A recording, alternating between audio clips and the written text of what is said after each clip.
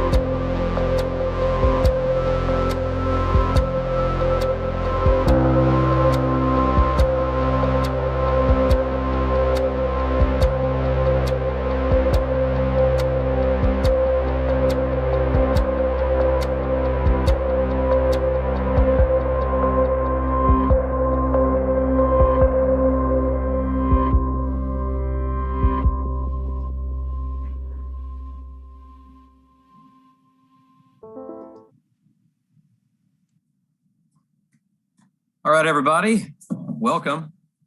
It is Thursday. It's Thursday, right, kids?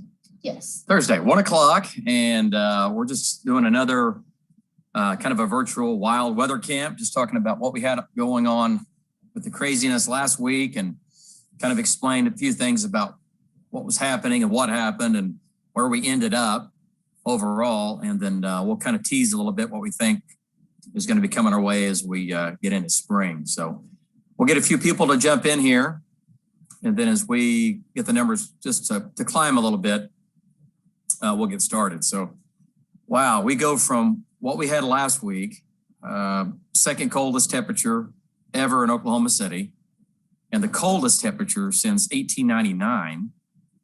That's last Tuesday morning to, highs 2 days ago in the 70s and 60s and 50s yesterday. So big swings. And it's pretty cool how this all evolves and how this all occurs. And, there was no data back 2 months ago or 3 months ago that was suggesting that what happened was going to happen. I mean, things, and that's the beauty of it. Things just happen in the atmosphere, and you start to look at what's happening now, what's leaning towards that way. But about 2 weeks before the bottom fell out, the data was, I take that back, about a month before. The data kept saying it was going to, some of the numbers we use and some of the forecasting models we use, we're trying to bring this thing in at the end of January. Well, end of January was mild, but the data kept pushing it back farther and farther, but it said, yes, we were going to get cold. Now, was the data, this cold? Not quite.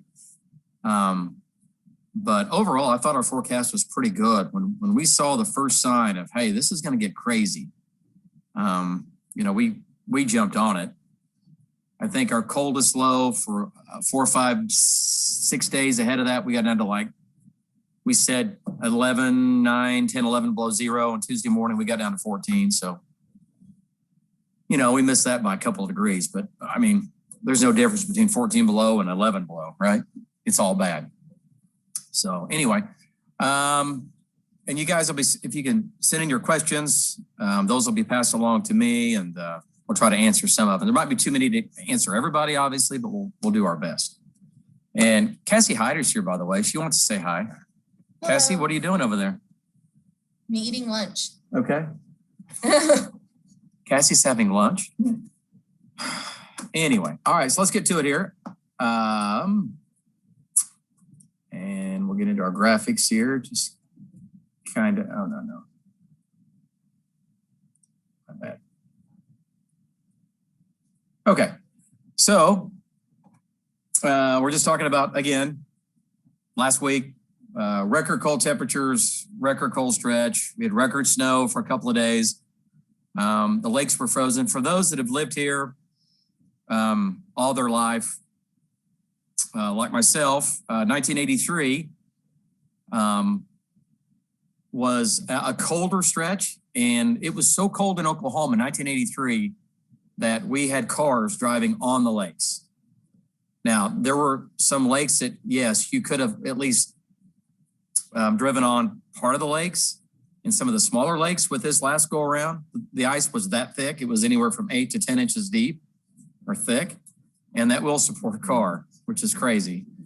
But 1983, here in Oklahoma City, people were driving all over Lake Hefner and Lake Oberholzer, and a lot of the other big lakes too. And then the small lakes, people were, and it just kind of became a fad. It became a fad, and it was kind of crazy. But anyway, 1983 was kind of the benchmark, and it was, again, comparable to this for sure. But we've not been this cold since the late 1800s. So, that's saying a lot. Oklahoma City, we had 293 hours below 32 degrees, and a lot of those days were well below 32 degrees, and it's the second longest stretch on record since 1983. 1983, we had 332 hours. So it was close, but we didn't have the cold. It wasn't as cold. That record low was colder than what we were able to reach back in 1983. So I know, really, it was crazy. Now, this is a pretty cool graphic here talking about the number of consecutive days back to back. And 2021 is highlighted there in yellow as 12 days at or below 32 degrees back to back consecutively, right? And in 1983, we had 13. We had one more day. But the whole month of December in 1983 was colder. It was colder. Just kind of a flashback here in some of our snow totals we had on Valentine's Day. They ranged from 4 to 5 to 6 inches of snow, right? You know, I mean, you can see kind of the heaviest, you know, was up in here. We had that, you know, 4, 5, 6 inches of snow there. So some areas had a little more. Some areas had 8 to 9. Locally, a little more here and there.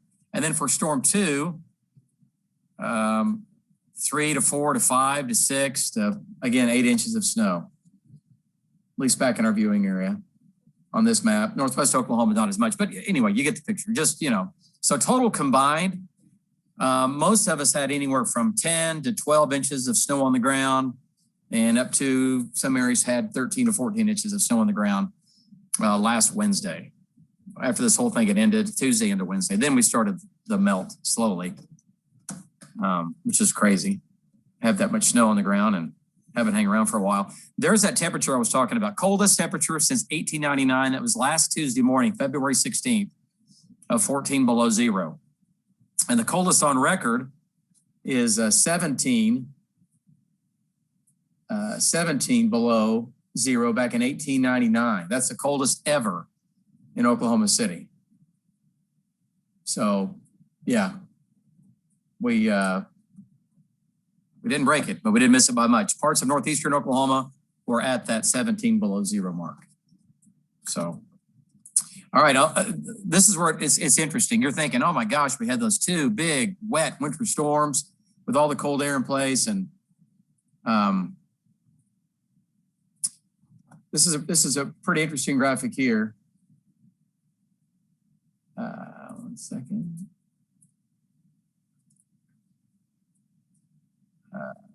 Okay, there we go.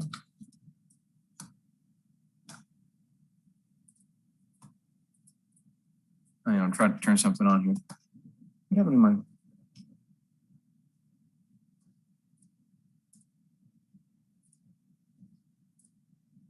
Okay, all right. Sorry about that. Just checking out my graphics. Okay, so far for Oklahoma City this year, 22.5 inches of snow. We average about 7.5. So we blew that out of the water. All right, over three times our annual amount of snow. October with the ice storm, we had just a trace. And then you can see in November, we had just a ½ inch. And then December hit. We had the first 2 storms back to back in December, which was unusual, the fact that we did this back to back twice.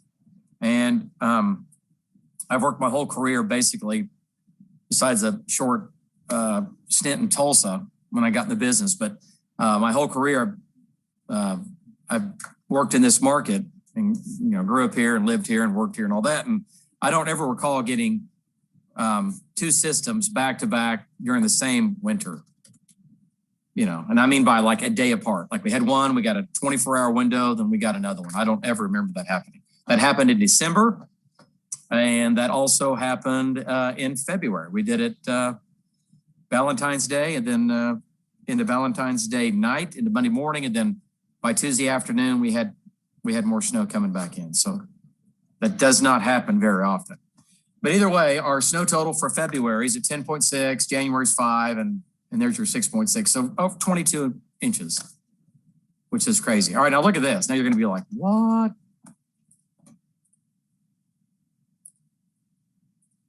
Check this out. All right, look at our precip for February. I guess this won't let me draw on here. There's the eraser spotlight. What happened to mine? There it is. Okay.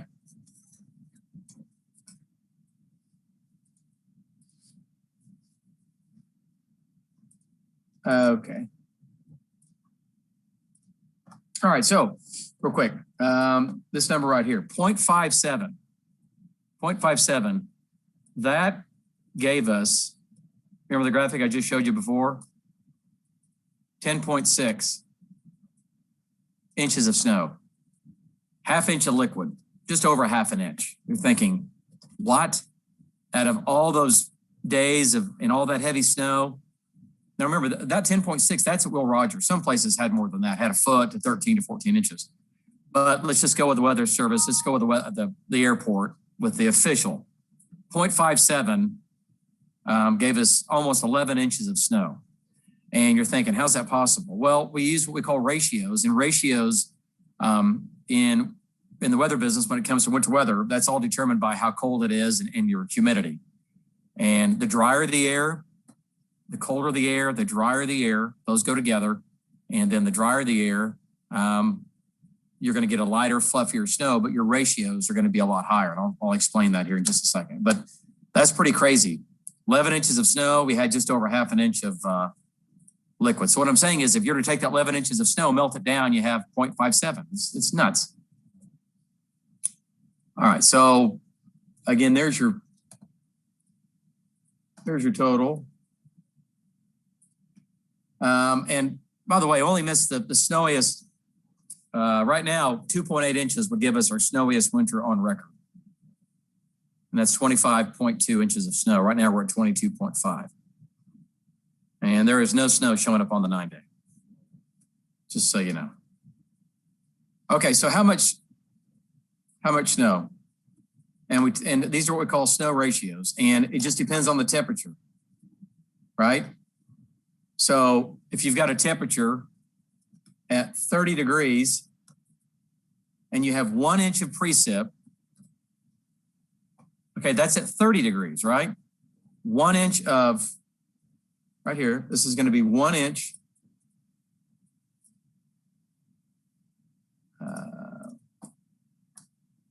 1 inch of liquid will give you 10 inches of snow. If your temperature is at 30 degrees, well, that's great. But remember how cold we were. We were down here in the teens. We were in this zone. So 1 inch of liquid, let's just say if we would have had 1 inch of precip, we would have had upwards of, give or take, about 20 inches of snow. Very light, fluffy snow. And when it was snowing Monday night into Tuesday, we actually were down in the like 10, 8, 9, 10 degrees. 4, 5, 6 degrees. So our ratios were closer to, instead of being 20 to 1, what we call it, we're closer to 31. Anyway, the drier, the colder the air, the deeper the snow, the fluffier the snow. It just takes a little bit of liquid to give you a lot of snow. Remember our snows back in December, we were at 32 degrees and we had 4 inches of snow. You know, and it was a heavy, heavy, wet snow, beautiful, weighted down everything. So it's pretty cool. And that was part of the challenge a little bit was determining what our snow ratios were going to be, what that graphic, what was our ratio going to be. And that helps you forecast how much snow you're going to get. So that was kind of the fun part, I guess, of that whole thing. Okay, and this is another way of putting it all together nicely. If you're 5 degrees, your ratio is going to be 30 to 1. All right, so 1 inch of liquid, 1 inch of water is going to give you 30 inches of snow at a 5-degree temperature. All right, but let's say during that event, we were closer to 12 degrees, so that's 25 to 1. So 1 inch of liquid is going to give you, 25 inches, give or take. So it's crazy. Good stuff. All right, so snowfall, there's a 10.6. That puts us in 6th place as the snowiest February on record, 6th place. Some of the records we had from last week, 7 degrees on Monday. These are morning low temperatures. We had 4 degrees on Tuesday, and we had 7 degrees on Friday. And again, those are the records, and then the actual temperatures are below. Look at that, 6 below, 14 below, and then 3 above. That's why there's so many pipes that burst, including mine. At our house, we had 2 areas where our water in the pipes froze, and we had water running, but 14 degrees below zero. In the way that homes are built, Oklahoma, a lot of pipes burst, especially if you have it upstairs, you have pipes that are exposed a little bit. And we had the water running, not just dripping, but a stream, and it still froze them. Crazy. Yeah. All right, and then cold high temperatures, kind of on the other side of that. These are cold afternoon high temperatures for the day. And we just shattered these. We shattered these. The old record, I mean, look at these records. The old records up until last week, 21 degrees, 20 degrees, 17, 15. And look at where we were. Sunday was, okay, still broke it by a few, but look at there's Saturday. Look at Sunday. Look at Monday's cold high. We only made it to 4 degrees. The cold high was 17. So just shattered them. Just shattered a ton of records.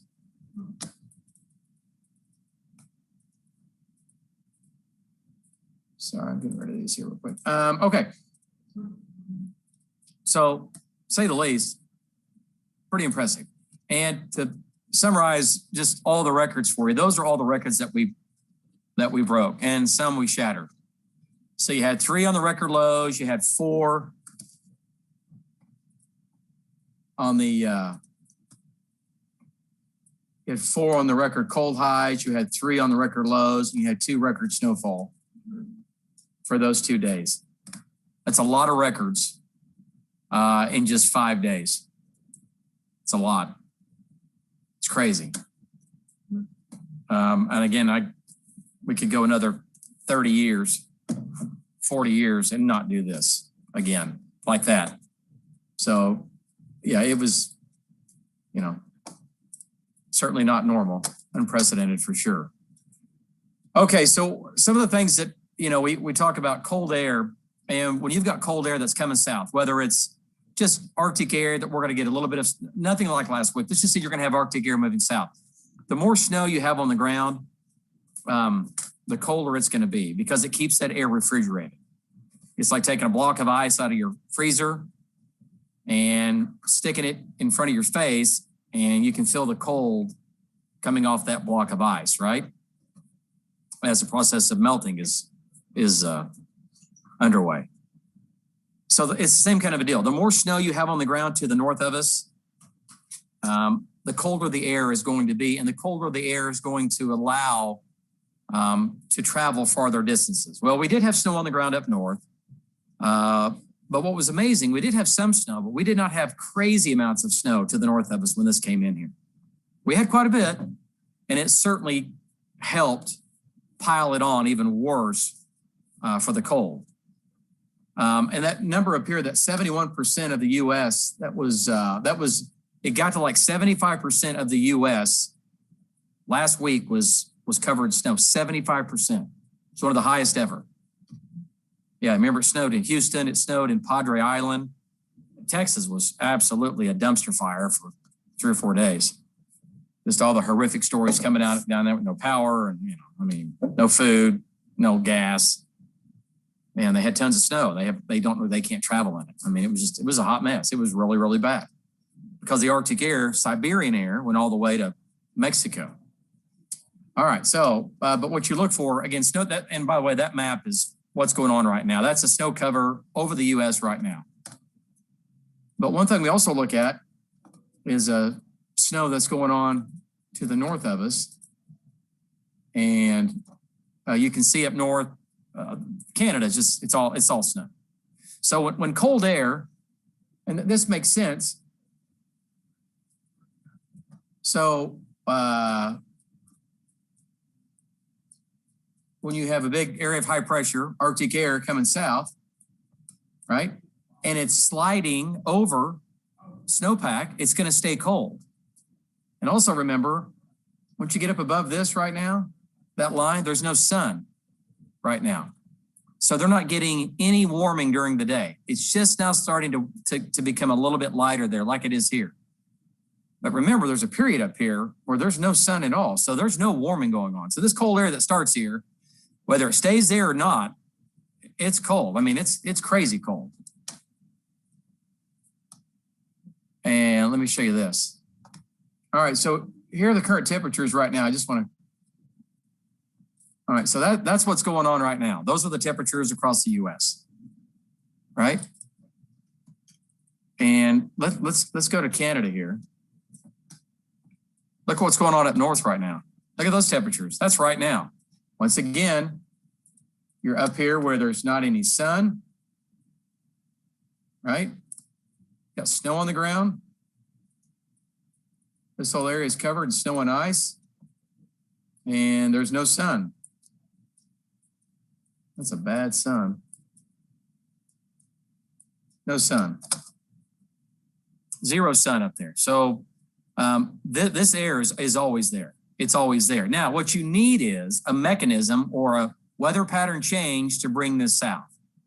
And last year we had some Arctic air. Sure, we had air that broke off from up here, and that dropped south, right? Let me just show you.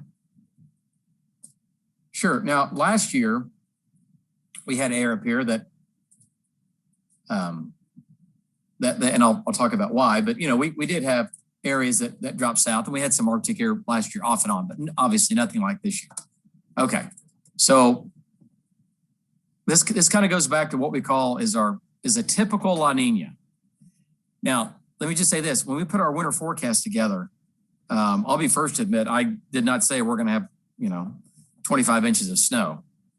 I would have been run out of town, and Cassie would have, if I'd said that, you thought I was crazy.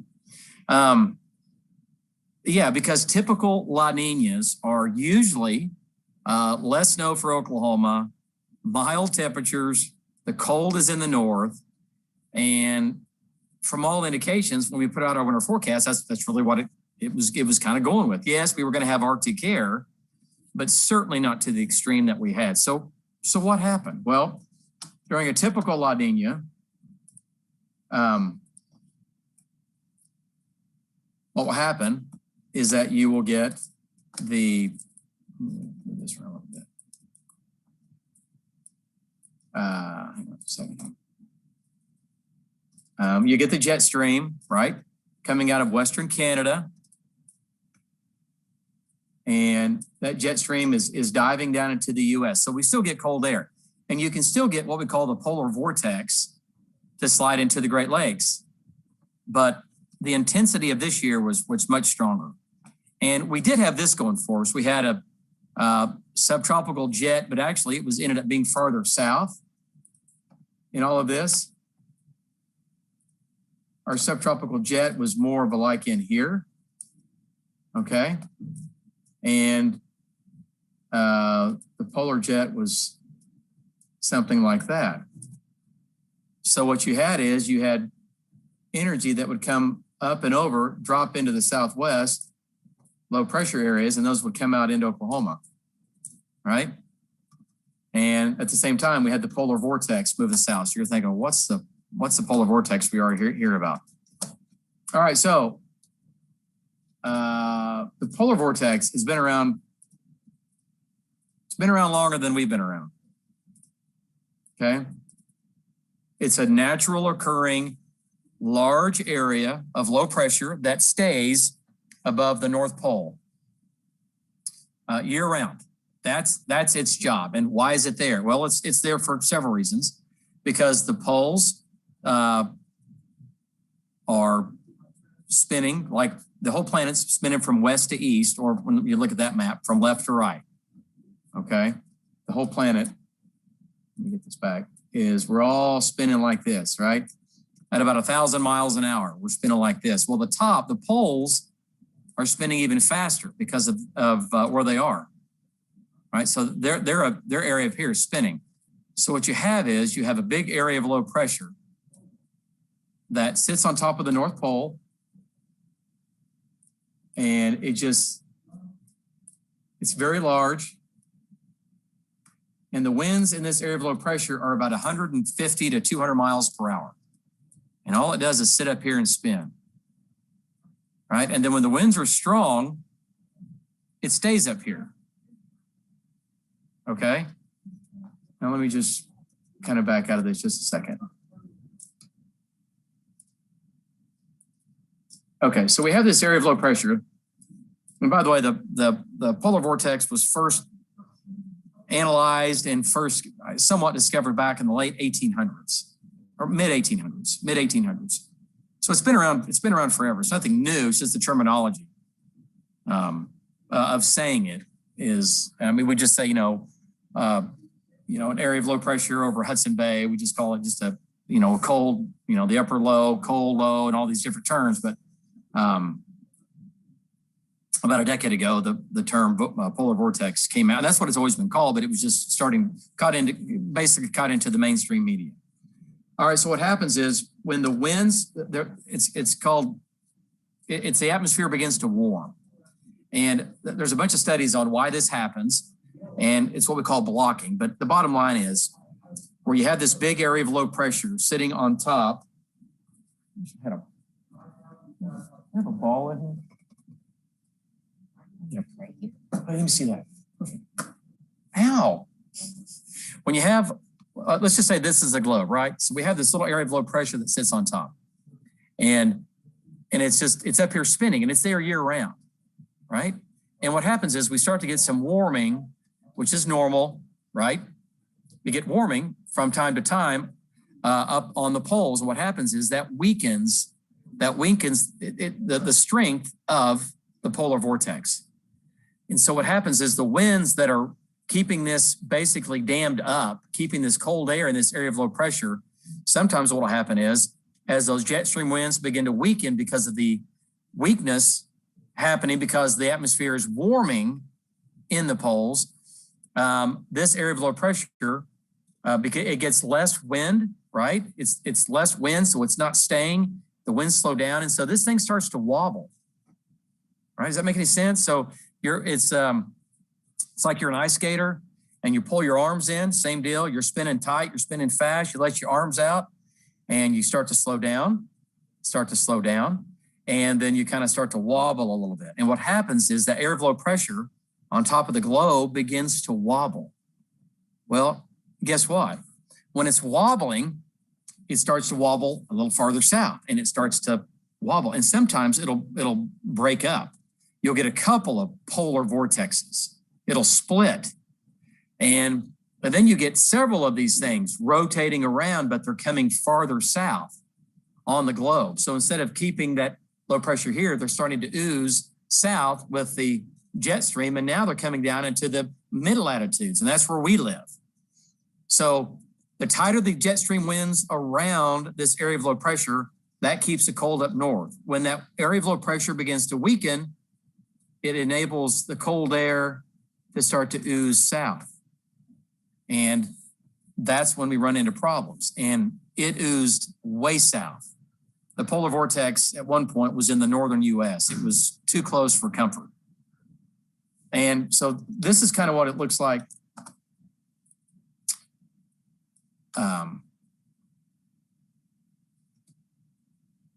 When it's moving. And at this point, remember, this is normally, just real quick, during a good chunk of the year, this thing is, it's right here. It's on top of the pole, right? And then the jet stream is rotating around it like that. But again, when those winds begin to weaken, this thing starts to sag south. Now, it could sag south over Canada. It could sag south over Asia. It could sag south over Russia. Not everybody is getting the cold at the same time. So what happens is, though, as that, again, begins to wobble, the polar air, Siberian air, Arctic air, all the above, starts to become dislodged as it's not being held up there anymore. And then it just starts to ooze south. And there's some other things that we look in the atmosphere that analyze pressure, the Arctic oscillation, the North Atlantic oscillation, called the AO and the NAO. And when those numbers are positive, and also the Pacific, so we start looking globally, and when those numbers are all positive, it's all being contained. What was showing up 2 weeks before this was that those numbers were going negative, and they were going really negative, which means these jet stream winds and this area of low pressure, the polar vortex over the poles was weakening. And you're thinking, well, if it's weakening, you'd think it wouldn't be as cold. It's just the opposite. When the jet stream winds are stronger and the polar vortex is stronger, it stays in place. When the jet stream begins to weaken and the polar vortex begins to weaken, the cold air is coming south because it can't hold it in. And that's what happened. It doesn't happen every year. Or if it does happen, the Great Lakes and New England gets hammered. And, we hear about the Great Lakes freezing. But down here, we're like, we've had a mild winter, but the Great Lakes are frozen. Well, the polar vortex came, a little farther south, and so they got hammered. But it does not happen like that every year. But it's a really cool phenomenon. I mean, it's amazing to watch. All right, let's go back to this graphic. And you can see as it comes south,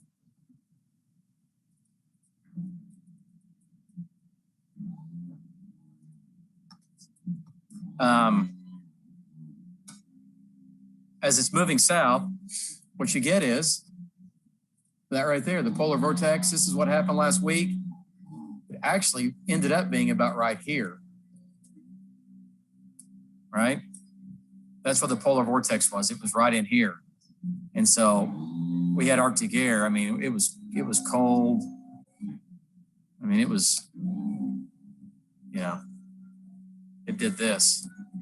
I mean, it went all the way to Brownsville to Padre Island. So it's all about that. And it's about being able to forecast that, months in advance. And, the data that we use, frankly, doesn't go out. It does, but you can look at it and say, oh, well, looks like these are going to go negative or these are going to go positive, and looks like the polar vortex might come south. Yeah, you can look at all that stuff. That's fine. But, you're still looking at model data, what the models are seeing, what the models are think are going to happen. And that's fine. That's what we use. But sometimes they're right. Sometimes they're not. But this was definitely showing up a couple of weeks before it happened. That's why we were talking about it, talking about how cold we were going to get. So anyway, it's pretty cool, pretty amazing stuff. All right, anything else here I want to show you? Make sure I'm finding anything. Okay, so let's see, any questions?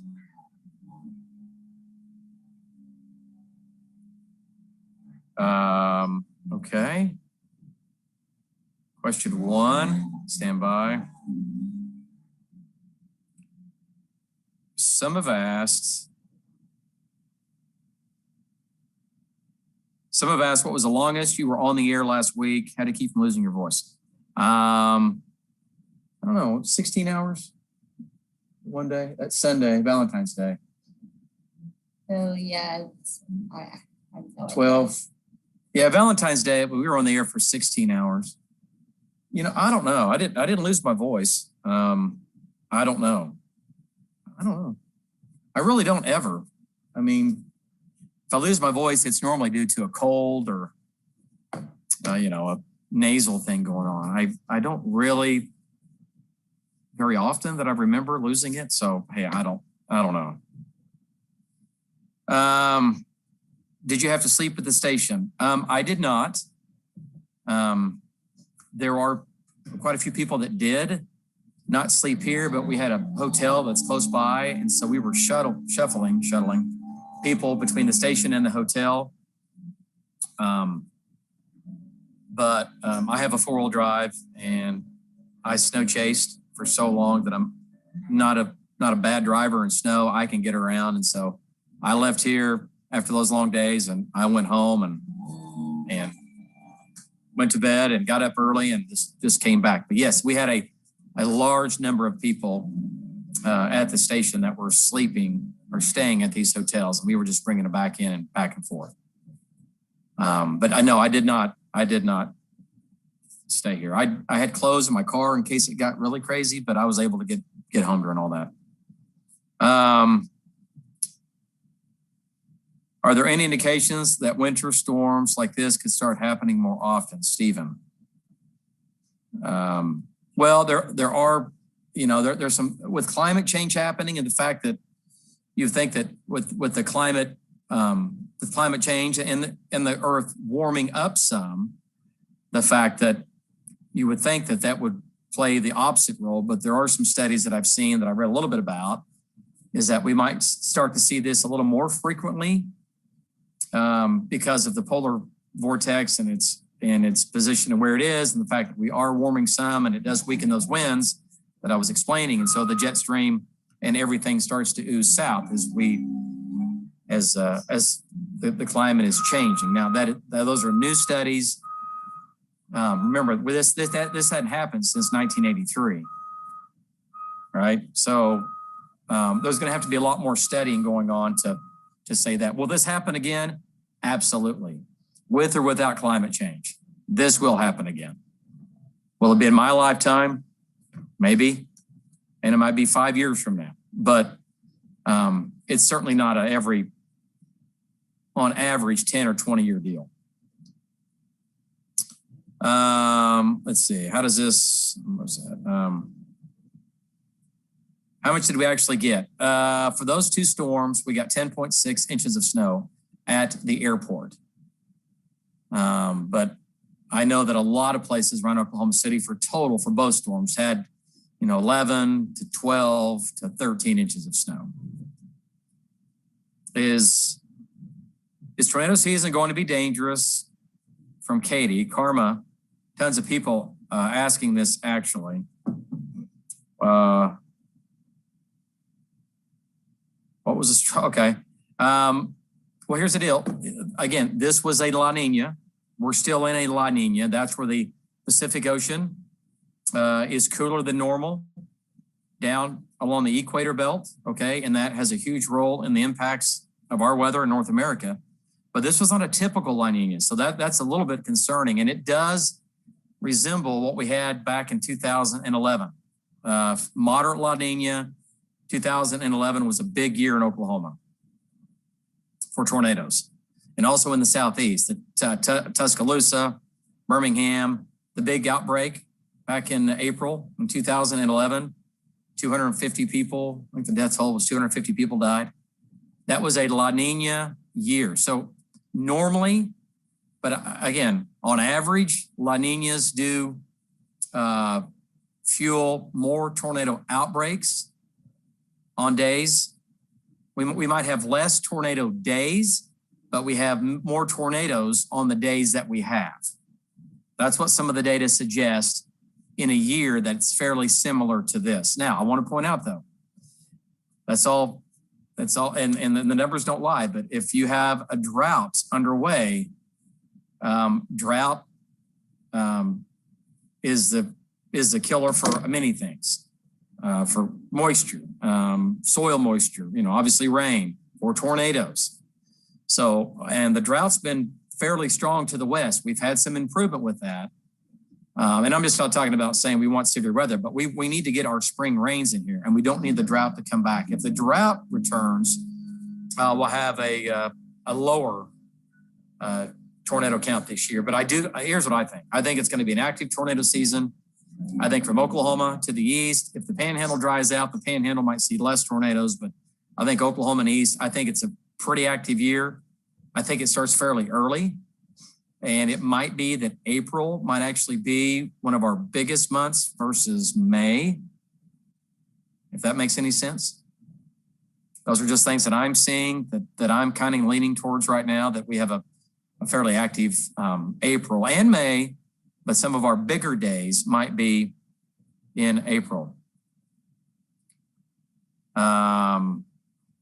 What was the strongest tornado Oklahoma ever had? Well, okay, you could argue that.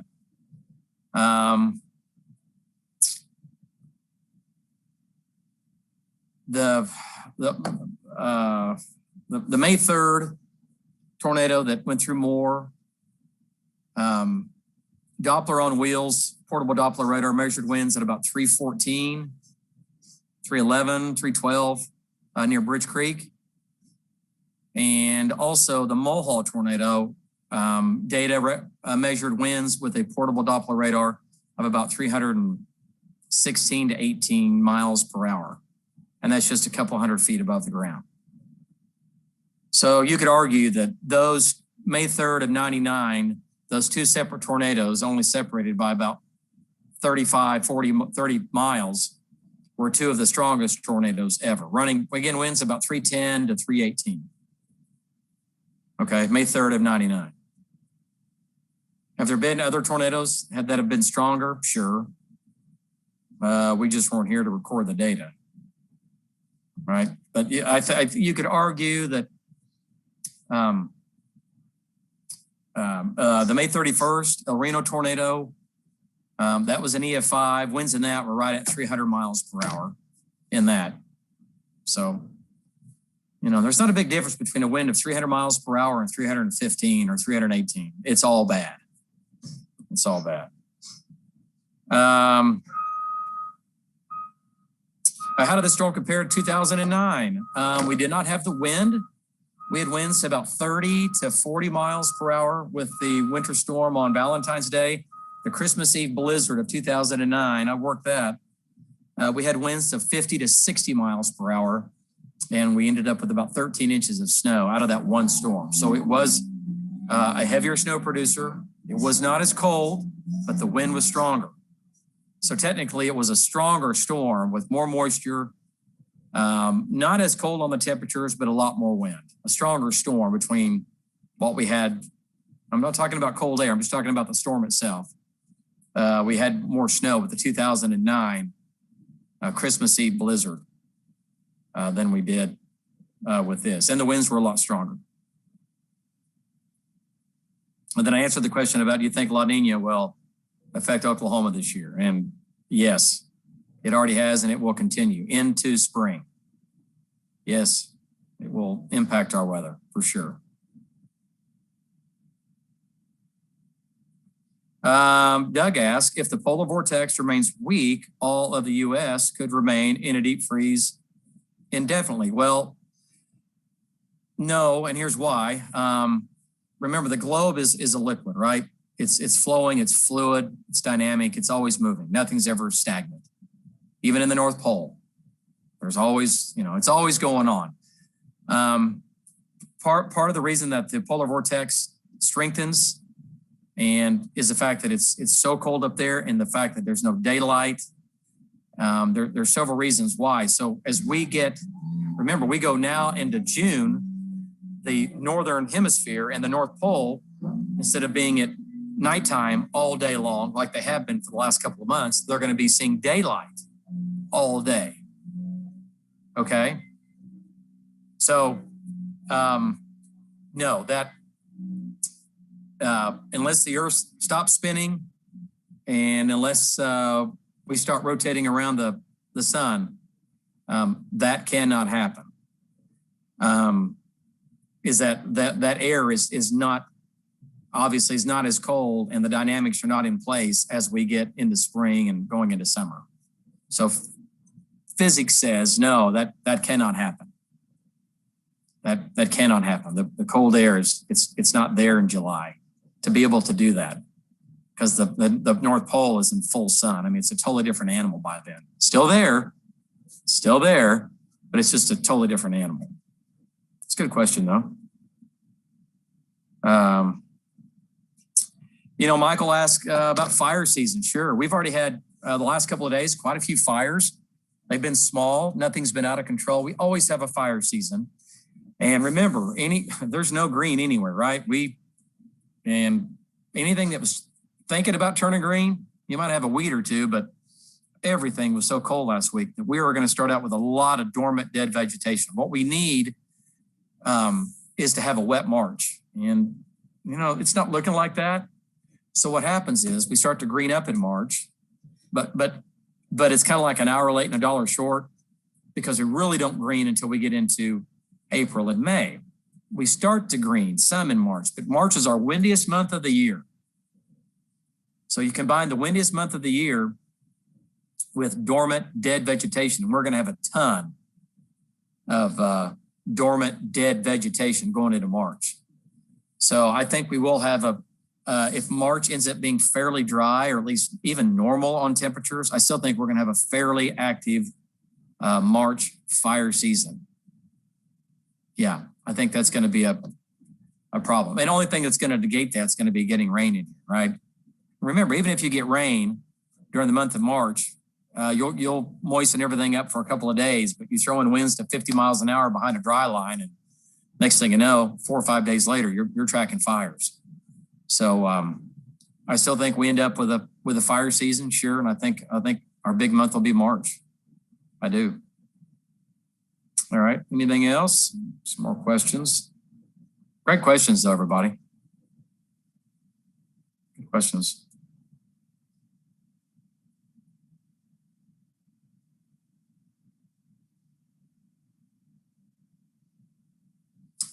Wes asked, how did we start off this past storm with freezing rain when it was way below freezing before the storm hit?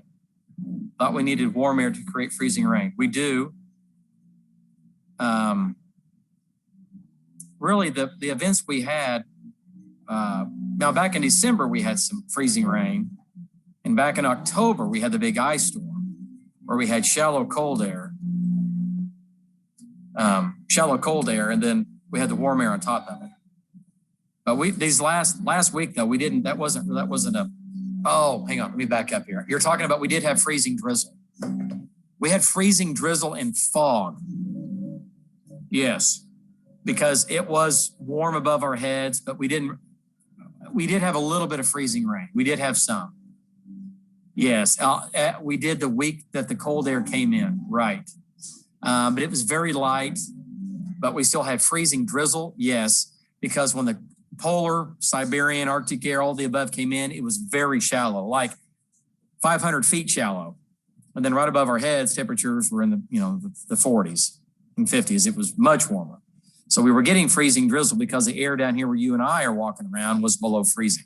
But as the cold air goes on and keeps coming in from the north, it just keeps getting deeper and deeper. So the air above us keeps getting colder and colder, deeper in the atmosphere. So you lose that freezing rain threat and you end up with a snow threat. And that's what we did.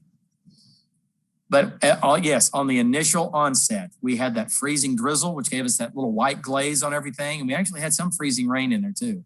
It was light, but still, it was enough to give us some problems. So thanks for reminding me. I kind of forgot about that at the very beginning. Elizabeth asked, what about the allergy outlook? Yep, allergy season is just ahead of us. And that'll start when we start to bloom out. Red cedar has been high off and on, but cold has a tendency to damper everything down. You bring in the warm temperatures, you bring in the wind, your allergy count goes out going into spring. Wind and warm and wind and moisture. But even if you don't have the moisture, you bring in the warm and the wind, you're going to have allergies. You're going to blow that stuff around. So that will all start to increase March and April and going into May. All right. Well, I think, Cassie, you have anything? So. Are you sure anything, talk about your personal life or anything going on? Not really. We got time. Nah. It's so weird. You talk all day nonstop and then suddenly over here, it's awkward. So anyway, I hope I'd answered some of the questions about last week and the crazy cold, and we covered the tornado season coming up a little bit, covered last week's winter weather. I think that's about it. So anyway, I think there might be one more question coming in. And if there is, we'll answer that. And then we'll let you guys go back to your lives. I've got to get the forecast going here. So anyway, all right. Well, hey, we're going to wrap it up. Thanks for tuning in today. Sure appreciate it. Mid-afternoon, 1 o'clock. Not easy to get online sometimes. So thanks for joining us. We'll be on today at 4 o'clock talking about some rain that we're going to have around this evening and tonight. A little bit of rain already in Oklahoma, and talking about several storm systems lined up, talking about a little more rain. So anyway, it's all good. just so you know, there's no crazy cold showing up right now. Not certainly nothing like what we had, but not even cold. There's not even cold showing up right now. There's cool, sure. There's cool, but there's no right now. There's no, oh boy, here we go again. Highs in the 20s, or that is not showing up. Not showing up. Cool, yes. Cold, not showing up at all right now. Not at all. So anyway, all right. Well, hey, it's been fun. Thanks for joining us today. We appreciate it. We will do this again very soon.